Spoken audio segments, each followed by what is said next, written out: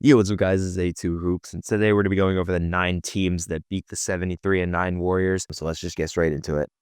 On December 12th, 2015, the Golden State Warriors entered the Milwaukee Bucks' old arena, Bradley Stadium, 24-0 after beating Isaiah Thomas, Al Horford, and the Celtics the night before.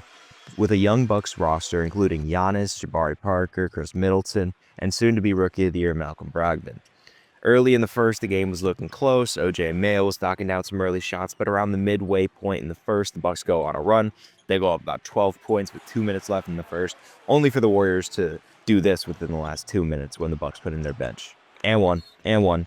Curry pull-up, Draymond free throws, and just like that, it's a 2-point game.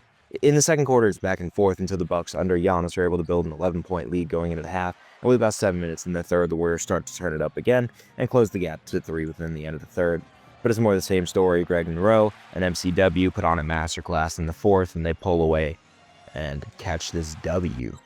The Bucks were able to win this game for a bunch of reasons. First of all, they played great defense. They were just a young, aggressive team. They held them to 40.9% shooting from the field and 27.9% from three.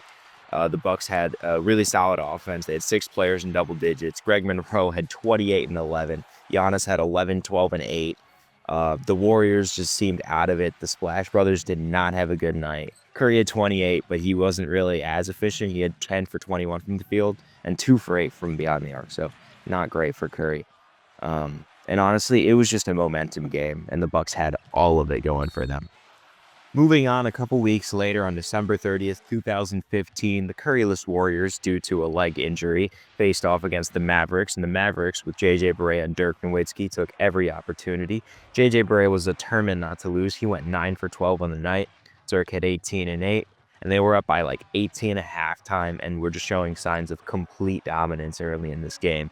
And the way they were able to do this, their defense was really tenacious. They showed signs of just being an intelligent team.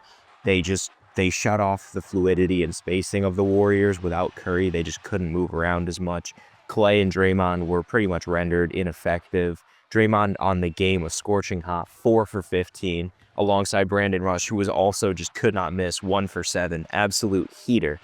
The Warriors really just couldn't compete in this game, point blank. The Mavs' defensive strategy was really smart, and they were able to build off the momentum that they had. And they just kind of showed that they were a more experienced team, and the Warriors without Curry could not manage to beat the Mavericks.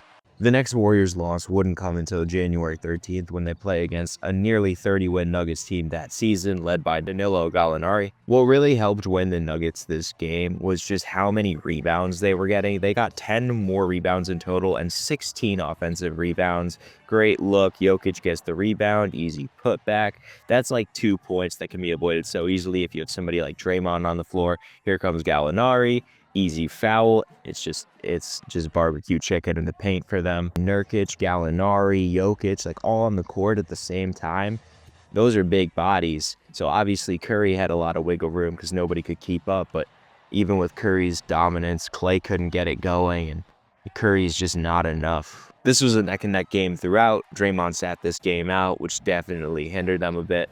And every time the Nuggets tried to pull away, the Warriors would have an answer, so it was a pretty back-and-forth game for the most part. Curry just seemed to always have an answer no matter what the Nuggets were trying to do here. Curry is 40 seconds left, pulls up, absolute bucket, right? Now they're down 2 with 37 seconds left. Gallinari has the ball, gets blocked, loses the ball, and they have an opportunity to win the game right here. And wouldn't you know it, even though he was having a pretty bad game, here comes Klay, pulls up, bang, and there we go, 1-point game. The Nuggets actually miss one of their free throws right here. 2.8 seconds left, here we go. Curry tries to get it, can't get open. They get it to Klay, he takes a shot, and it's no good. So overall, they managed to just barely lose this game. I think if they had Draymond, it would be another story. But even so, it was really impressive how they were able to stay in this game. 3 days later, on January 16th, the greatest player of all time, Andre Drummond, all-star Andre Drummond, and the Detroit Pistons went against the Golden State Warriors on the night of Ben Wallace's jersey retirement. So there were some stakes here, and the Pistons were not trying to lose this game. The Warriors pretty much had their entire roster present for this game, and a majority of the game through a combined effort on the Pistons' end. They were able to hold roughly a 10-point lead throughout the second and third quarters. Obviously, KCP is an experienced role player in the NBA, 20 points at the end of this game. And another thing that you'll notice throughout all these games, including the Nuggets game, that there was a ton of people with 10 or more points in this game. In this game in particular, the entire starting lineup had double-digit points. The second coming of Hakeem Olajuwon, Andre Drummond, went 6 for 20 on shooting. And the Warriors, Steph again had 38 points just like last game. Amazing efficiency. Clay did better this game, 24 points.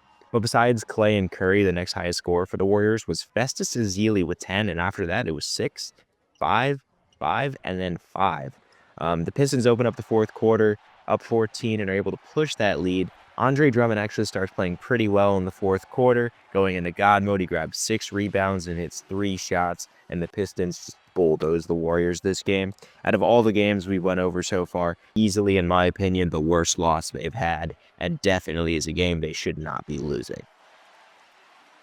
In the peak of the point guard rivalry of Damian Lillard and Stephen Curry, February 19th, 2016, over a month after the Warriors' last loss, the two star point guards faced off.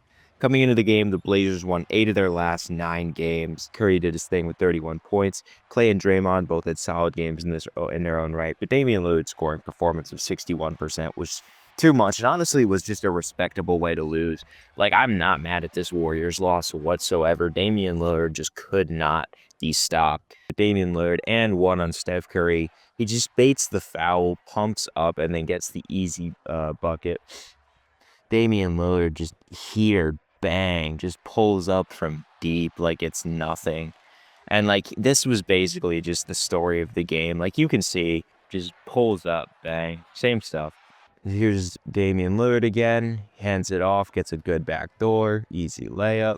However, by the fourth quarter, the Blazers had all the momentum behind Damian Lillard's career high 51 points at the time, and they pulled away, blowing the Warriors out in the end.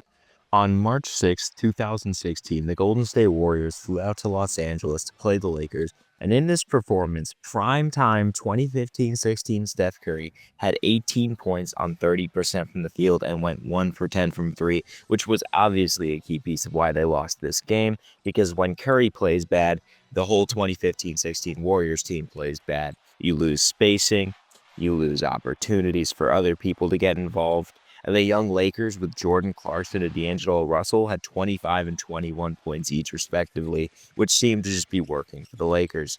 The game was close throughout the first half, and by the third, and especially by the fourth quarter, the Lakers figured things out, and they were able to close out the Warriors because Steph Curry had a really poor shooting performance. This is definitely another example of a game the Warriors could be winning. On March 19th, 2016, the soon-to-be 67-win Spurs and the 73-win Warriors matched up, easily the two best teams in the league at the time, 2 top records in the West. At this point, the Spurs had yet to be beaten on their home court, and this game was a nail-biter, being close throughout. But again, it was really another poor game for Curry, 14 points on 22% from the field. You can clearly see Curry struggles early on. He pulls up deep 3, and you can just see 2 Spurs defenders come jumping at him. The Spurs were just hounding him all game. You can see Danny Green hounding him. Curry gets all the way, but you can probably see he's a little fatigued, goes up, misses the left-handed layup. They just keep attacking, pump fake. For the Spurs, they had Aldridge with 26 and 13, Kawhi at 18 and 14. Everyone on the Spurs kind of chipped in, as they always do. With under a minute left, the Spurs led by 5, which gave them enough room for the Warriors to get up a shot.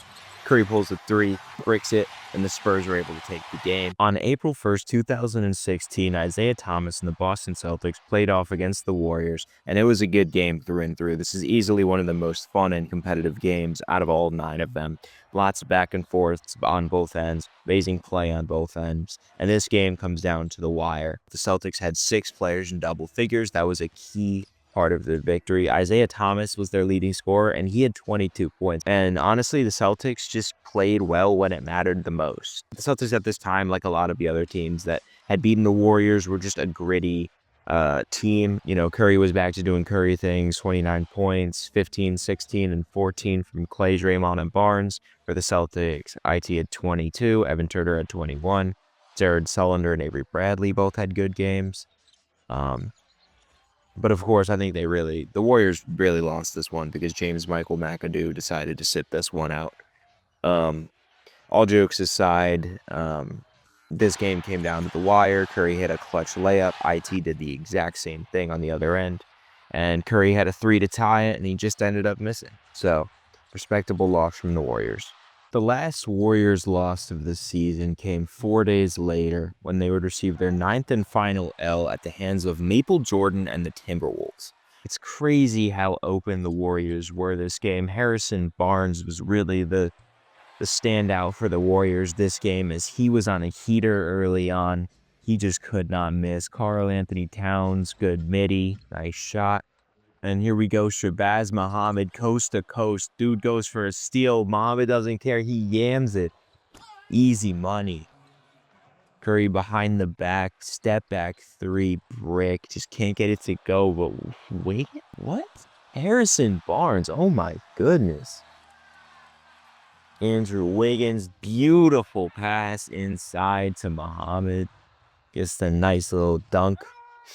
And this game starts to get serious as we get into the fourth quarter. 100-104 Warriors. As Levine pulls up for 3, he knocks it down, and then it's a 1-point game. They get free throws. They actually end up missing one of them, but they get one. 2-point game. Wiggins, turnaround spin, layup is good, and he pushes it to what will be overtime. Wiggins activates his inner Jordan mode and decides to just go off. Curry step back 3, brick, no good. Layup is good for Curry and 1. Warriors are keeping this game close. Wiggins, nice pass to Cat, who gets the good layup and 1 on the other end. And that should put them away. They're up a decent amount with not a lot of time left. Overall, really good performance from the Timberwolves. And this is another game, in my opinion, that I think they could have won. And those are the 9 teams that beat the 73-9 Warriors. Thank you so much for watching, and peace.